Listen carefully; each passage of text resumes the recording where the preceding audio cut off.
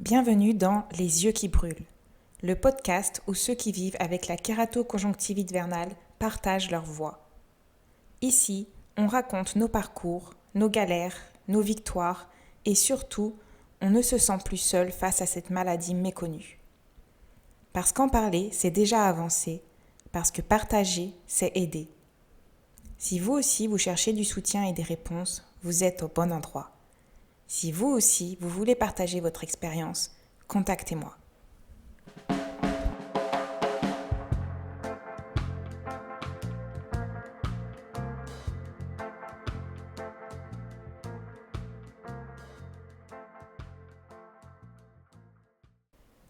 Je suis maman d'un enfant atteint de kératoconjonctivite vernale.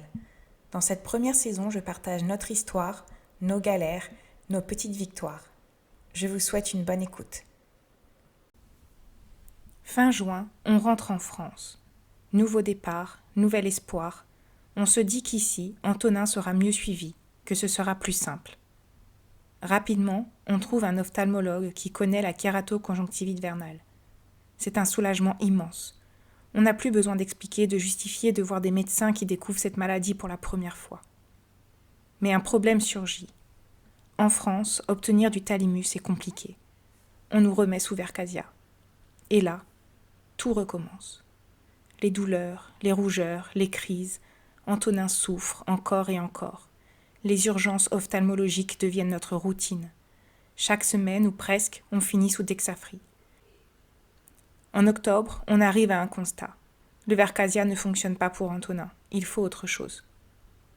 L'ophtalmologue nous propose le cyclographe.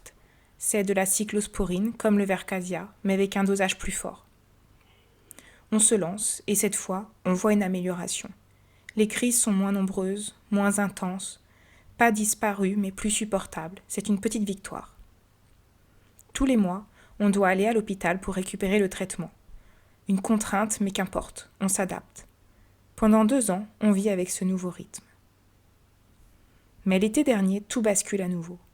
Petit à petit, on réalise que le cyclographe ne fonctionne plus aussi bien. Antonin recommence à avoir des crises plus fréquentes, plus fortes. C'est le retour de l'incertitude, de l'inquiétude. Que faire maintenant ? L'ophtalmologue nous oriente vers le CHU, à 70 km de chez nous. Là-bas, ils peuvent nous prescrire du thalimus.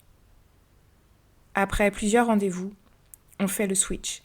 Antonin commence enfin son traitement, tant attendu. Et là, c'est une révélation de nouveau. En quelques semaines, tout change. Depuis 5 mois, plus une seule crise, plus de douleur, plus d'urgence, un répit inespéré. Mais on le sait, le vrai test sera au printemps. Avec l'arrivée des beaux jours, on saura si ce traitement est vraiment efficace sur le long terme. Antonin a maintenant 8 ans. Il vit avec cette maladie depuis 4 ans. 4 ans de rendez-vous, de traitements, d'incertitudes. 4 ans à apprendre, à comprendre, à s'adapter. Et nous ne sommes pas seuls. Combien d'enfants souffrent encore en silence, sans diagnostic, sans traitement adapté ? Merci d'avoir écouté cet épisode de Les yeux qui brûlent. Si vous pensez que ce podcast peut aider d'autres parents, partagez-le. Plus on en parle, plus on avance. Laissez une note et un commentaire sur votre plateforme d'écoute. Votre soutien aide à faire connaître la KCV et à toucher plus de monde. À très bientôt pour un nouvel épisode.